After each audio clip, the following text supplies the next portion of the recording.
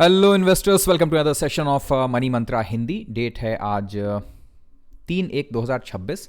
Weekend चल रहा है, नया साल है तो आप सभी को बधाई। और इस वीकेंड पर हम लोग कुछ बड़ी स्टडीज़ कर रहे हैं। 2026 में लगभग 300 घंटे का स्टडी मटेरियल हम लोग दोबारा से रिफ्रेश कर रहे हैं, रीगो कर रहे हैं, सो दैट जो ये ईयर आने वाला है इसमें हम जो भी आपके साथ में लर्निंग करेंगे उसमें थोड़ा क्वालिटी इंप्रूव कर सकें। और अब आज का टॉपिक जो बहुत इंपॉर्टेंट है, स्पेशली हर उस इंसान के लिए जो रिटेल निवेशक है और या तो वो फर्स्ट टाइम मार्केट के अंदर आया है उसके लिए, या फिर अगर आपका जो अप्रोच है मार्केट के लिए सही नहीं है तो आपके लिए भी। ठीक है, अगर आप रिटेल निवेशक हैं या ट्रेडर हैं, दोनों के लिए ही ये टॉपिक बहुत इंपॉर्टेंट है, इसको ध्यान से समझिएगा। ठीक है, और ये है कि मार्केट मूड जानना। अब हम आपको सिंपल एक स्लाइड दिखाते हैं और ये बताइएगा कि आप में से कितने लोग ऐसे हो कि जो रेगुलर इंटरवल्स पर, रेगुलर इंटरवल का मतलब है कि वीकली बेसिस पर या फोर्टनाइटली बेसिस पर आप इतने डेटा को, 7 डेटास को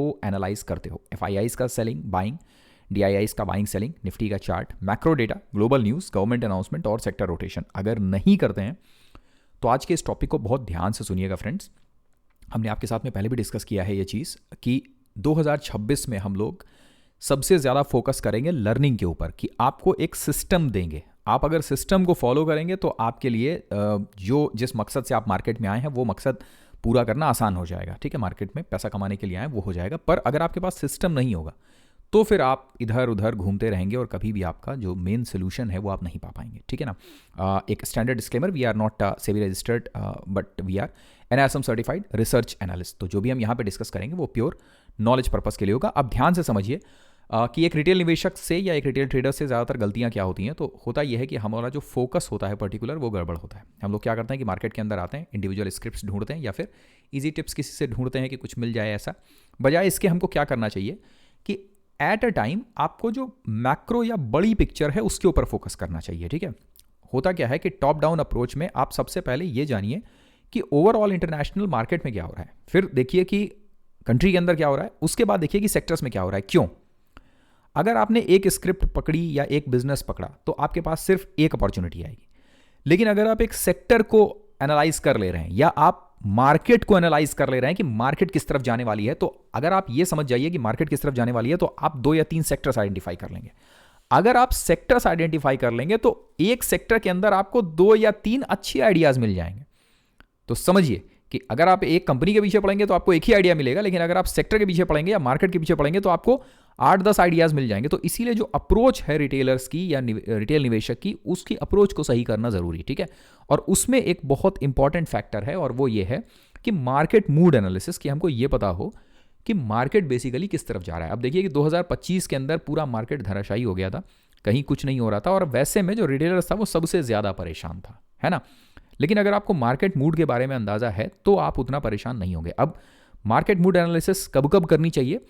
कम से कम ये महीने में 2 बार जरूर होनी चाहिए कि हर फोर्टनाइट पर मार्केट मूड एनालिसिस जरूर करिए, यानी हर 15 दिनों पर। ठीक है, अब अलग अलग लोगों का तरीका अलग अलग हो सकता है कि मार्केट मूड एनालिसिस में कि वो क्या शामिल करना चाहते हैं। कुछ लोग होते हैं वो सीधा सीधा सिर्फ निफ्टी का चार्ट देखते हैं और उनको लगता है कि इतने में उन्होंने समझ लिया कि भाई मार्केट किस तरफ जा रही है। ठीक है, हमारे पास जो तरीका है उसमें थोड़ा सा चीज़ें हम लोग इसमें और ऐड कर रहे हैं इस मार्केट मूड एनालिसिस में। और हम लोग क्या क्या चीज़ें इसके अंदर ऐड कर रहे हैं उसमें सबसे पहला है कि एफआईआईज का बाइंग और सेलिंग। सभी जानते हैं कि मार्केट के अंदर तेज़ी या मंदी जो है उसमें बहुत मेन रोल एफआईआईज निभाते हैं। तो जब भी कभी भी आप मार्केट मूड एनालाइज करने के पीछे आएँ या शुरुआत करें इसकी, तो हमेशा एफआईआईज और डीआईआईज के सेलिंग पर ज़रूर फोकस करें। आप चाहें तो इसको डेली बेसिस पर कर सकते हैं या फोर्टनाइटली बेसिस पर। जब आप ये करने की शुरुआत करेंगे तो आपको पता चलेगा कि पिछले 2-3 सालों के अंदर एफआईआईज ने इंडिया से दबा के पैसा निकाला है। ठीक है, और एफआईआईज अभी मार्केट की तरफ वापस नहीं आ रहे हैं। डीआईआईज की तरफ से सपोर्ट रहा है पर एफआईआईज वापस नहीं आ रहे। और इसके पीछे 2 बहुत बड़ी वजह हैं। अगर आपने नहीं पढ़ा है तो इसको सर्च कर लीजिएगा। 2 बड़ी वजह हैं मार्केट में एफआईआईज के वापस ना आने की। एक, रुपीज़ का डेप्रिसिएशन। इसकी वजह से हो ये रहा है कि हम लोग जितना, मतलब एफआईआई जितना भी पैसा कमा रहे हैं मार्केट में, वो सारा का सारा पैसा रुपीज़ के डेप्रिसिएशन की वजह से वो जो कमा रहे हैं वो भी उनके हाथ में नहीं आ पा रहा है। एक, दूसरा जो long term capital gain tax government की तरफ से लग रहे हैं वो भी असर डाल रहा है उनके रिटर्न के ऊपर। ठीक है, और इन 2 वजहों से एफआईआईज इंडिया की तरफ वापस नहीं आ रहे हैं। ये चीज़ एक बहुत बड़ी खबर है और जाहिर है कि ज़्यादातर आप में से लोगों को पता होगा।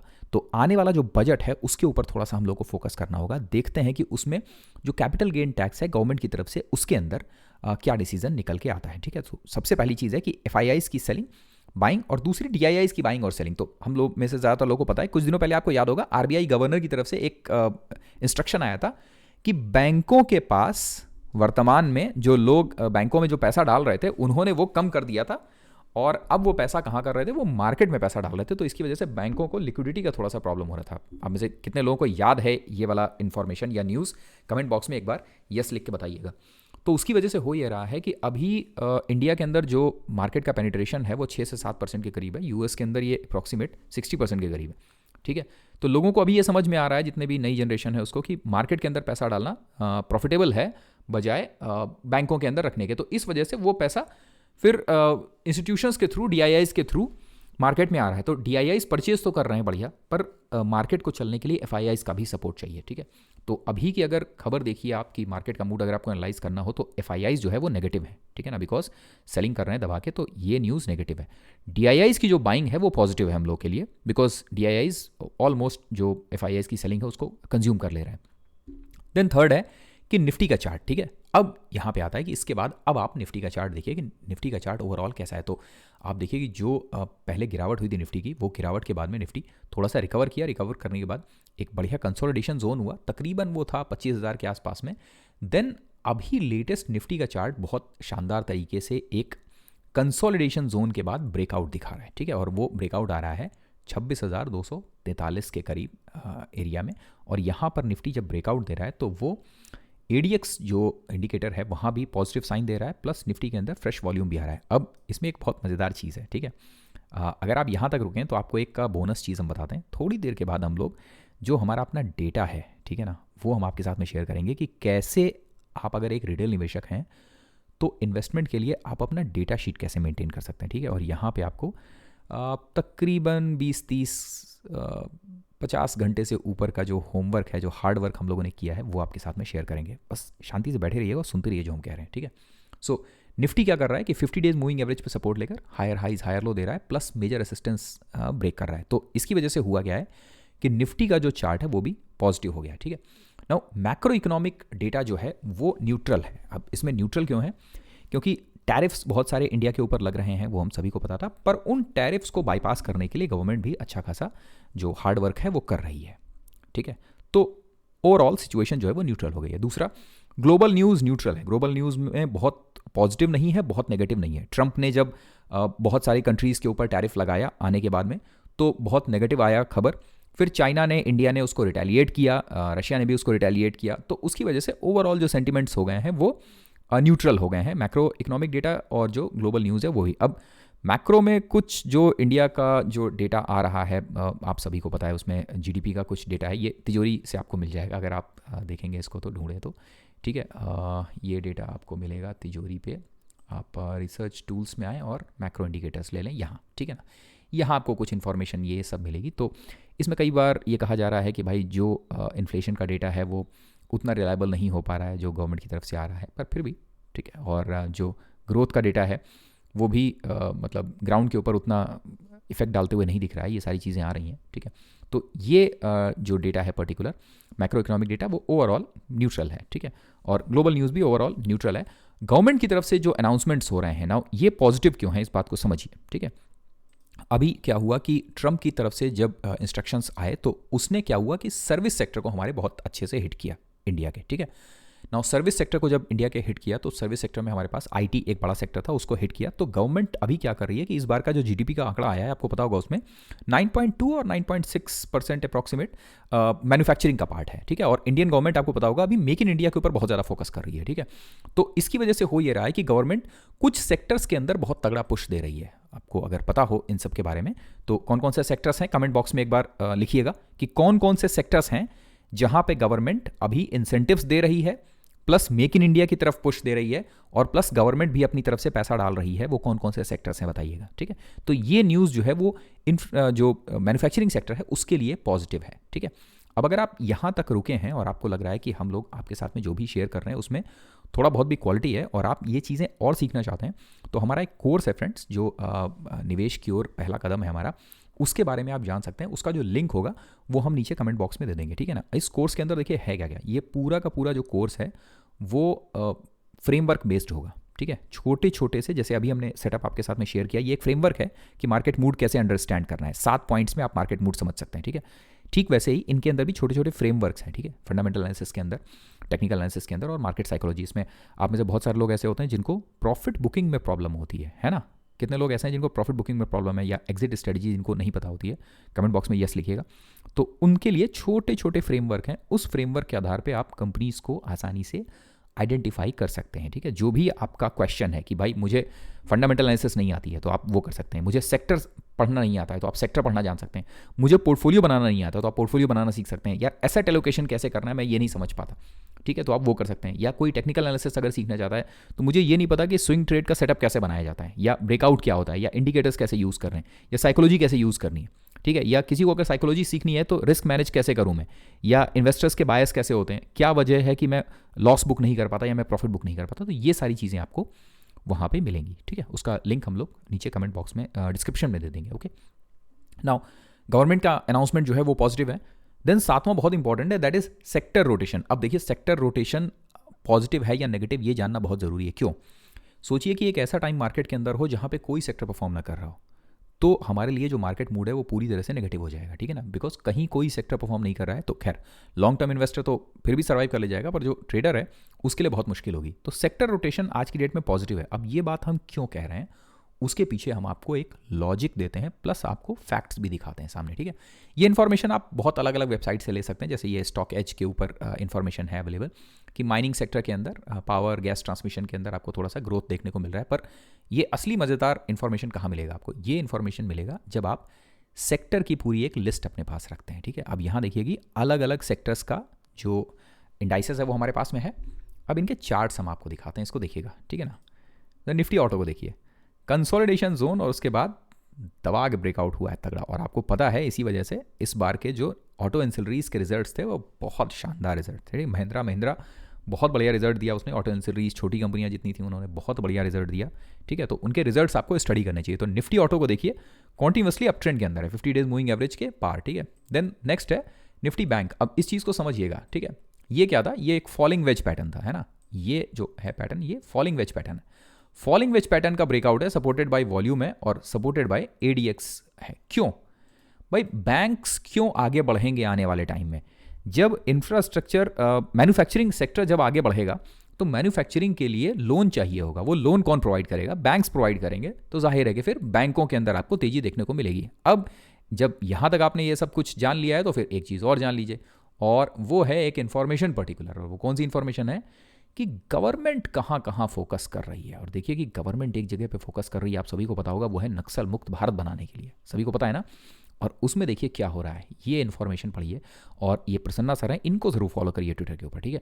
X Maoist gets capitalist hug with Lloyd Metal ESOP issues. तो ये एम्प्लॉय स्टॉक ऑप्शंस है जो दिया जा रहा है, यानी कि गवर्नमेंट क्या कर रही है, मतलब ये कंपनियां क्या कर रही हैं, लॉयड मेटल क्या कर रहा है कि गवर्नमेंट जो है वो जो नक्सल एरियाज, प्रभावित एरियाज थे, वहाँ सिक्योरिटी फोर्सेस को लगा के पहले तो नक्सल्स को हटा रही है वहाँ से, ठीक है, साफ कर रही एरिया।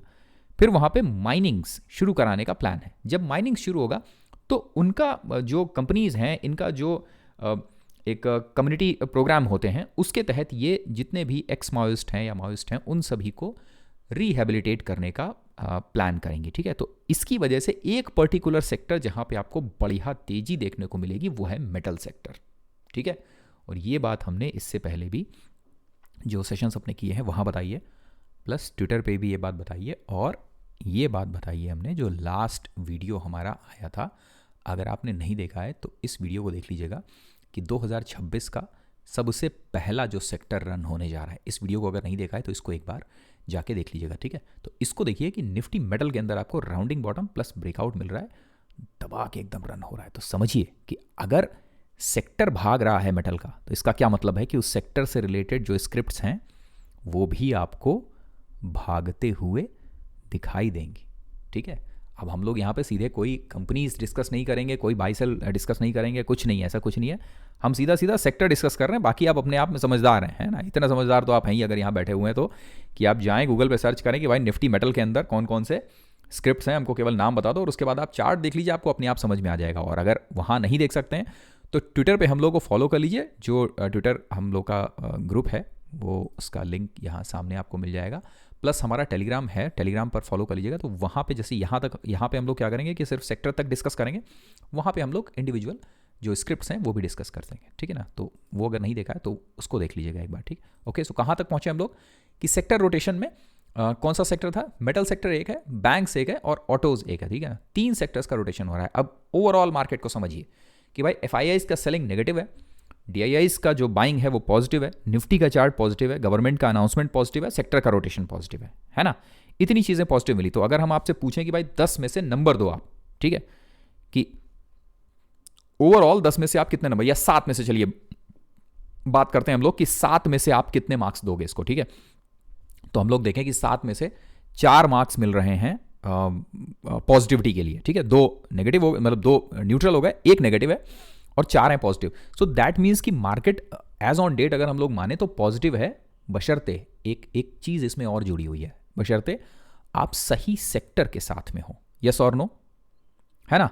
अगर आपने सेक्टर सही आइडेंटिफाई किया तो आपके लिए बढ़िया है। आप चलिए हम उस क्वेश्चन का आंसर दे देते हैं कि कौन कौन से सेक्टर हैं जहां पे गवर्नमेंट अभी फोकस कर रही है। तो आप सभी को पता होगा कि इस समय गवर्नमेंट जहां जहां फोकस कर रही है वो है जो शिप बिल्डिंग इंडस्ट्री है, जो प्री फैब्रिकेटेड इंडस्ट्री है, जो बैटरी एनर्जी स्टोरेज सिस्टम है, ट्रांसमिशन सिस्टम है, इन सब के अंदर गवर्नमेंट फोकस कर रही है, ठीक है। अब आप में से वो लोग जो यहां तक रुके हुए हैं उनके लिए हम एक बोनस चीज शेयर कर रहे हैं। अब एक बात ध्यान से समझिएगा, ठीक है। जो अभी हम आपके साथ शेयर करने जा रहे हैं ये तकरीबन 3 से 4 महीनों की मेहनत है, ठीक है। तो इस मेहनत को रेस्पेक्ट करना बहुत ज़रूरी है। आप इससे अग्री करें ना करें, पर इस मेहनत को रेस्पेक्ट ज़रूर करिएगा। ये बेसिकली सिस्टम है जो हम आपके साथ अभी शेयर कर रहे हैं, ठीक है। It is a system. ये है हमारा जो डेटा शीट हम लोग मेंटेन करते हैं, ठीक है। लाइक आप सोचिए कि आपने कंपनी पढ़ी, ठीक है, फिर कल को आपको कंपनी को दोबारा से पढ़ना है, आपके पास में अगर डेटा आप मेंटेन नहीं कर रहे हैं तो आपको ये कैसे याद रहेगा कि ये कंपनी क्या करती है, या इसके पॉजिटिव पॉइंट्स क्या हैं या नेगेटिव पॉइंट्स क्या हैं, है ना। तो इसके लिए ज़रूरी है कि आप कंपनीज का डेटा शीट मेंटेन करें अपने पास में, ठीक है। जो आप जो भी कंपनी पढ़ रहे हैं उसका डेटा शीट मेंटेन करें अपने पास में, ठीक है। फिर आप एक पर्टिकुलर सेक्टर्स, जैसे सेमीकंडक्टर की इतनी कंपनीज हैं, इनको हम लोगों ने पढ़ा, अब इनका ये कुछ डेटा है जो हम लोग एक साथ अपने पास रख रहे हैं। देन इनके बिजनेस का डिटेलमेंट्स है, इनमें हेडविंड टेलविंड्स, देन कंपनी का डेटा, ये सब कुछ आपको सीधा स्क्रीनर्स पे मिल जाएगा। एक जो पर्टिकुलर चीज़ है जो हम आपके साथ शेयर अभी नहीं कर रहे हैं, दैट इज कैटेगराइजेशन, ठीक है। हमने इन कंपनीज को अपना एक कैटेगराइजेशन बनाया है और उसके आधार पर इन कंपनीज को कैटेगराइज किया है। अब क्या है वो कैटेगराइजेशन? वो कैटेगराइजेशन ये बताता है कि इन कंपनीज का जो वेट है हमारे लिए वो कैसा है, ठीक है ना। जैसे आप देखिए कि HBL है, अब इस कंपनी के पास में एक मोट है, ठीक है। वो जब आप कैटेगराइजेशन पूरा डिटेल देखेंगे तो आपको पता चलेगा कि कंपनी के पास में मोट क्या है, ठीक है। या एक्यूटास ये रेड कलर का क्यों है, या नियोजन ये रेड कलर का क्यों है। तो ये इस तरीके से जब आप कंपनीज का अपने पास में डेटा मेंटेन रखते हैं, देखिए सेमीकंडक्टर का है, बेस्ट का है, डेटा सेंटर का है, देन हॉस्पिटल्स का है, देन माइनिंग का है, ठीक है। तो जब आप इस तरीके से डेटा अपने पास में मेंटेन करते हैं तो आपके लिए डिसीजन लेना आसान होता है अपने पोर्टफोलियो को रीबैलेंस करने में, ठीक है। बात को समझिएगा, ये और कुछ नहीं है, ये बेसिकली एक सिस्टम है अगर आपके पास में नहीं है तो आप इस सिस्टम को कॉपी कर सकते हैं, आप इस सिस्टम को बना सकते हैं अपने पास, इसमें कोई चीज़ ऐड कर सकते हैं, कोई चीज़ डिलीट कर सकते हैं, पूरी तरह से आपका डिसीजन है। हम सिंपल एक फ्रेमवर्क आपके साथ शेयर कर रहे हैं। अगर आप रिटेल निवेशक हैं, 2026 के अंदर नए आए हुए हैं या पुराने हैं और अपने सिस्टम को और बेहतर करना चाहते हैं, तो आप इसका सहारा ले सकते हैं। इस तरह का एक सिस्टम आपके पास में होना चाहिए। अब इसमें और क्या क्या चीज़ें आप ऐड कर सकते हैं, इसको ध्यान से देखिएगा, ठीक है। लाइक आप इसके अंदर ऐड कर सकते हैं कि ओवरऑल आप जब एक सेक्टर को पढ़ते हैं, ठीक है, ये हम लोगों ने जो मेन हमारा फाइल है वो शेयर नहीं कर रहे हैं आपके साथ में, जो रॉ फाइल है वो शेयर कर रहे हैं, ठीक है। आप ऐसे इसको बना सकते हैं कि भाई आपने एक पूरा सेक्टर ले लिया, उस सेक्टर के अंदर आप हेडविंड या Tailwind, penetration, news, growth, profitability, ठीक है, किस स्टेज पे है, सिक्लिकलिटी क्या है, ये सारी इंफॉर्मेशन आप इसके अंदर डाल सकते हैं। तो होता क्या है कि जब आप इस तरीके से अपना सिस्टम डेवलप करते हैं तो आपकी जो स्टडी है वो स्ट्रक्चर्ड होती है, ठीक है। तब आपको डिसीजन लेने में आसानी होती है कि भाई कौन सा सेक्टर अभी चल रहा है। तो पता चला कि भाई मेटल सेक्टर चल रहा है, तो आपने क्या किया कि सीधे मेटल्स उठाया और मेटल्स के अंदर आपको पता है कि कौन कौन सी कंपनियां हैं, फिर आपको अपने पोर्टफोलियो को रीबैलेंस करने में कोई दिक्कत नहीं होगी, ठीक है। देन है कि आप अगर इंडिविजुअल कंपनीज उठाते हैं तो उन इंडिविजुअल कंपनीज का जब रिजल्ट आता है, क्वार्टरली रिजल्ट आता है, तो आप उसके अंदर ग्रोथ प्लस वैल्यूएशन ये सारी चीज़ें ट्रैक कर सकते हैं। अच्छा, ये जब आप चीज़ें कर रहे हैं तो इसमें एक चीज़ मेंटेन करना बहुत ज़रूरी है, और वो है भाई सेक्टर के बारे में इस तरह की इंफॉर्मेशन, इसको समझिएगा, ये बहुत इंपॉर्टेंट है, ठीक है। और इसीलिए हम कह रहे हैं बार बार, देखिए 20 मिनट का वीडियो हो गया, हमको लगा था कि 10 मिनट में खत्म हो जाएगा, खैर ठीक। सेक्टर के बारे में इंफॉर्मेशन का इस तरह से अपने पास डेटाबेस बनाना बहुत ज़रूरी है, क्योंकि तभी आप उस सेक्टर के अंदर हेडविंड आ रही है या टेलविंड आ रही है ये आप जान सकेंगे, ठीक है। अगर आप नहीं कर रहे हैं तो प्लीज़ इसको करिए कि एक सेक्टर पढ़िए, उस सेक्टर के बारे में ओवरव्यू देखिए, फिर उसमें हेडविंड्स क्या हैं, उसमें टेलविंड्स क्या हैं, कंपनीज कौन कौन सी हैं, और आपने इसको कब अपडेट किया लास्ट। अब जैसे देखिए ये लास्ट अपडेट हुआ था ये अक्टूबर नवंबर महीने में, ठीक है।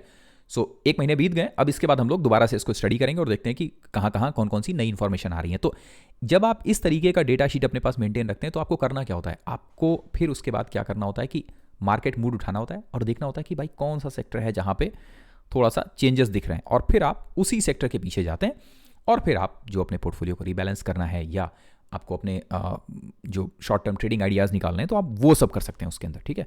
और इसके लिए ज़रूरी है कि आपके पास में ऐसी स्टडीज़ होनी चाहिए। अब सिंपल चीज़ है कि जो हम स्टडी कर रहे हैं वही स्टडी हम आपके साथ में शेयर कर रहे हैं, ठीक है। और अगर आपको इन सब के बारे में और ज़्यादा जानना हो तो अगेन हम लोगों ने बताया आपको, आप दो काम कर सकते हैं। एक, हमारे टेलीग्राम ग्रुप से जुड़ सकते हैं जो कि न्यूज़ बेस्ड है, टोटल फ्री है, आप आराम से जुड़िए उसके अंदर, ठीक है। जो हम वहाँ शेयर करते हैं नॉलेज, जो हम लोग पढ़ाई कर रहे हैं अपनी, जो एनालिसिस करते हैं, प्लस जो हम अपना आइडेंटिफाई करने का कोशिश करते हैं कंपनीज़ को या सेक्टर्स को, वो आपके साथ शेयर करेंगे। दूसरा, न्यूज़ जो बहुत इंपॉर्टेंट है, जो हम सब लोग को जाननी चाहिए, वो भी आपके साथ में शेयर करते हैं। और प्लस आप अगर चाहें तो हमारे कोर्स को भी ज्वाइन कर सकते हैं, उसका लिंक हम लोग नीचे कमेंट बॉक्स में दे देंगे, ओके।